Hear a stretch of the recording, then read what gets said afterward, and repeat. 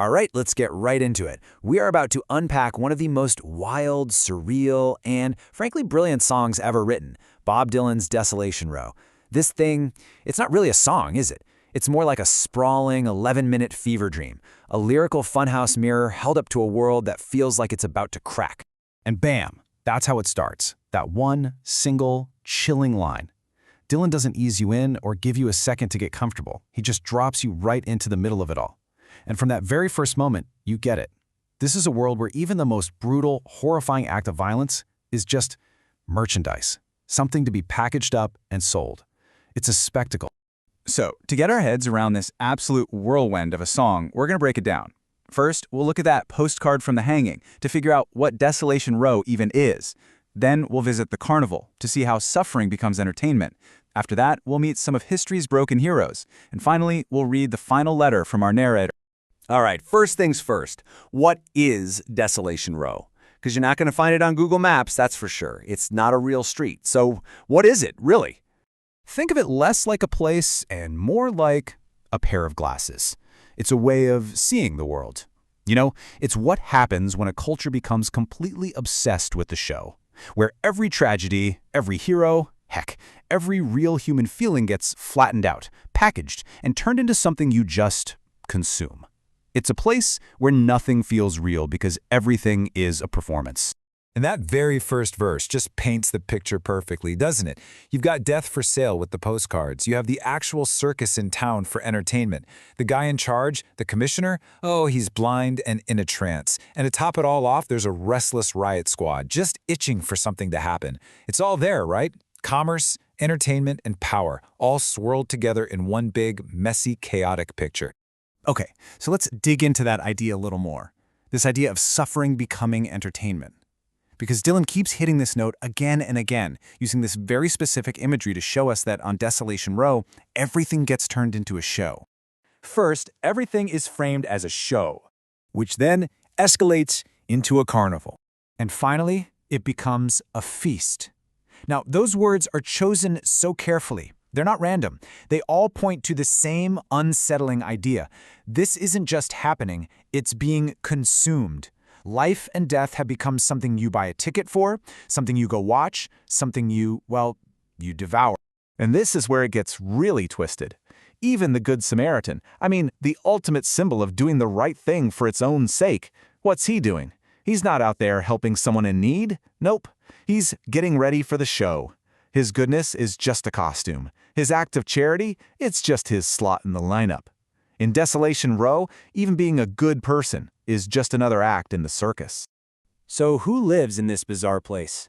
Well, Dylan basically throws this huge, messed up party and invites a whole cast of characters from history, literature, and myth. But here's the catch. He doesn't invite them to be heroes. He brings them here to be broken, to become just another pathetic attraction in this sideshow. Remember Cinderella? The princess, the glass slipper, the whole fairy tale? Well, forget all that. In Desolation Row, she's the janitor. She's not going to the ball. She's sweeping up the garbage after the spectacle is over, totally jaded. All the magic is gone. It's just the grim reality of being the cleanup crew. And then you have Einstein, Albert Einstein, one of the greatest minds in human history. And what's he up to? He's playing dress up as Robin Hood, bumming cigarettes and sniffing drain pipes, reciting the alphabet like a little kid. It's tragic, really. Because in a world that only cares about the show, a mind like his is completely useless. So he's just another weirdo playing pathetic little games.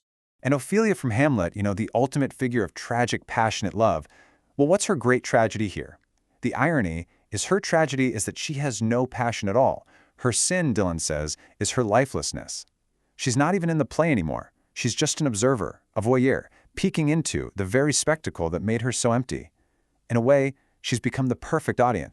And the list just keeps going. Romeo's there, but he's told he's in the wrong place. Casanova, the great lover, is being treated like a baby. Even literary heavyweights like Ezra Pound and T.S. Eliot are just up in a tower, bickering. You see the pattern, right? It doesn't matter who you were. In Desolation Row, your legacy means nothing. You're just another act. So for 10 long verses, we've been watching this chaos through the narrator's eyes. But then, in the very last verse, everything shifts. He gets a letter, a message from the normal world, And now he finally speaks his mind. And his response? It's just ripping with contempt.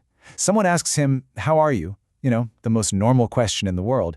And he basically says, "Are you kidding me? Is that some kind of joke?"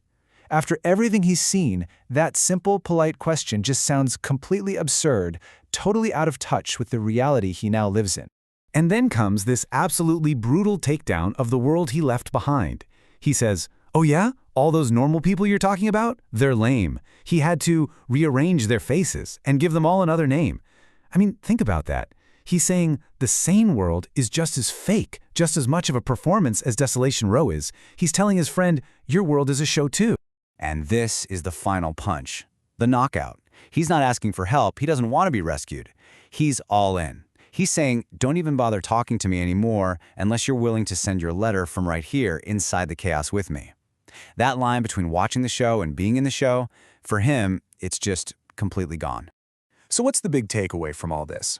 Desolation Row isn't some weird fantasy from the 60s. It's a lens. It's a timeless critique of what happens when a society turns everything, tragedy, celebrity, politics, virtue, into a commodity to be watched. It's a massive warning sign about what happens when we prefer the show to the reality, when we'd rather buy the postcard of the hanging than actually try to stop the hanging itself. Which really just leaves us with one last nagging question, doesn't it? In a world that feels more and more like a carnival, where every event is live-streamed and every opinion is a performance, if we're all taking part in the spectacle, either as the actors or as the audience, who is actually left to turn it all off?